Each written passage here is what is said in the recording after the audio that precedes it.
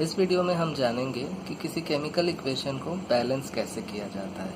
तो चलिए देखते हैं how to balance a chemical equation. तो किसी केमिकल इक्वेशन को बैलेंस करने से पहले हमें ये जानना ज़रूरी है कि वो केमिकल इक्वेशन ऑलरेडी बैलेंस्ड है या नहीं।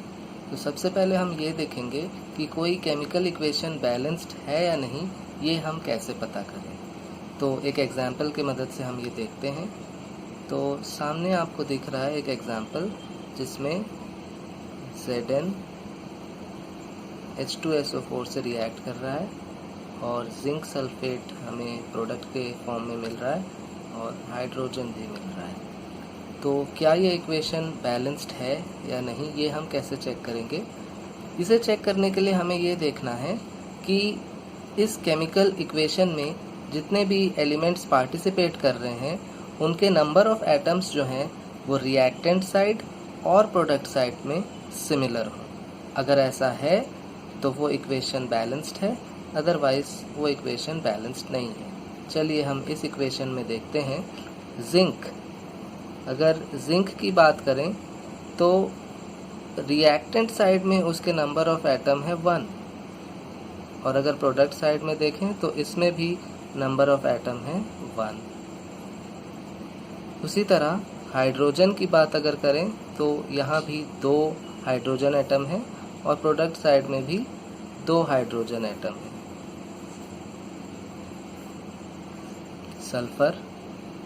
सल्फर के 1 हाइड्रोजन एटम है रिएक्टेंट साइड में, प्रोडक्ट साइड में भी 1 सल्फर एटम है। लास्ट में बचा ऑक्सीजन के भी 4 एटम है रिएक्टेंट साइड में और 4 एटम है प्रोडक्ट साइड में। तो अगर आप देखें तो इसमें जितने भी एलिमेंट्स पार्टिसिपेट किए थे, चाहे वो जिंक हो, हाइड्रोजन हो, सल्फर हो या ऑक्सीजन हो, सबके number of atoms left hand side और राइट हैंड साइड दोनों ही तरफ बराबर हैं। तो इस वजह से हम इस इक्वेशन को कह सकते हैं कि ये इक्वेशन जो है बैलेंस्ड है।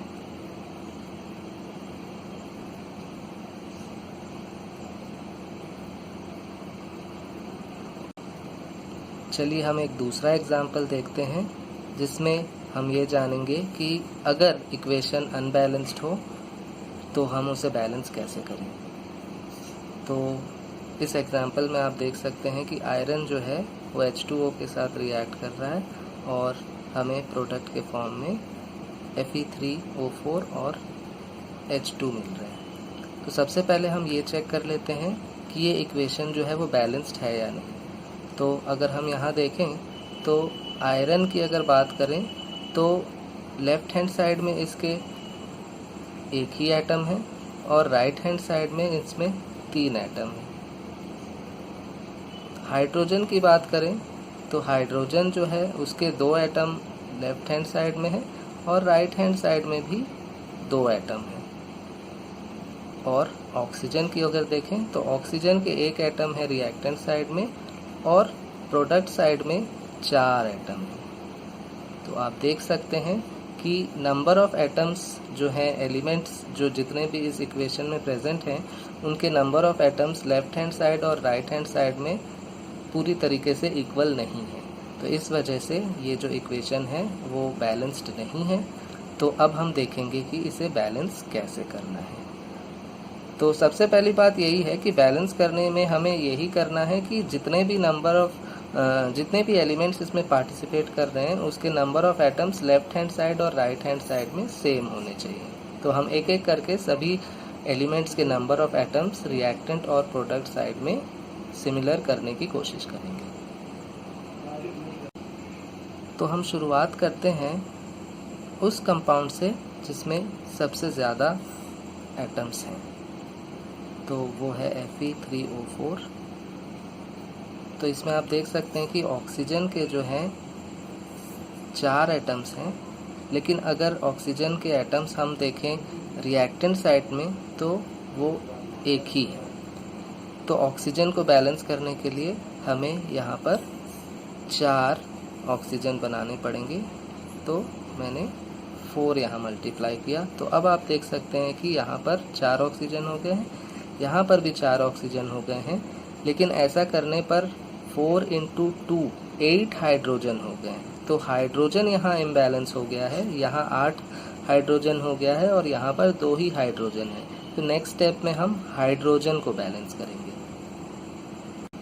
तो पिछले स्टेप में हमने ऑक्सीजन बैलेंस कर दिया था, लेकिन उसके वजह से हमारा हाइड्रोजन जो है वो लेफ्ट हैंड साइड और राइट हैंड साइड में उसके नंबर ऑफ एटम्स अलग हो गए थे।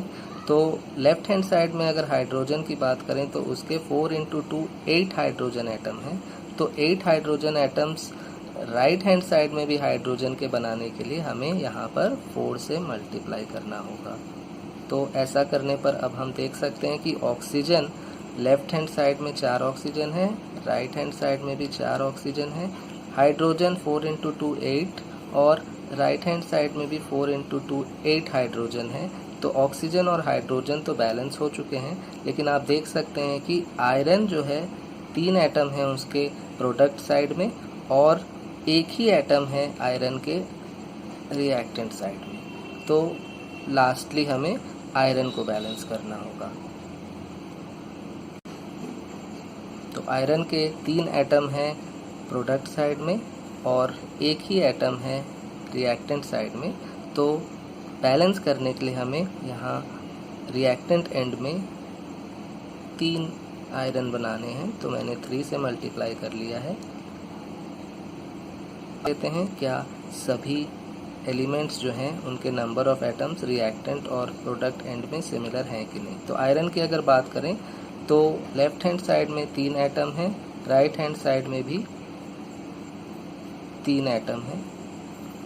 अगर हाइड्रोजन की बात करें तो 4 इंटू 2 8 और प्रोडक्ट एंड में भी 4 इंटू 2 8, तो ये भी बैलेंस है। ऑक्सीजन की बात करें तो 4 4। तो जितने भी एलिमेंट्स हैं सभी के number of atoms reactant and और प्रोडक्ट एंड में सिमिलर हैं। तो इस तरह ये इक्वेशन जो है वो बैलेंस्ड हो चुका है। तो ये है किसी इक्वेशन को बैलेंस करने का तरीका। Thank you very much.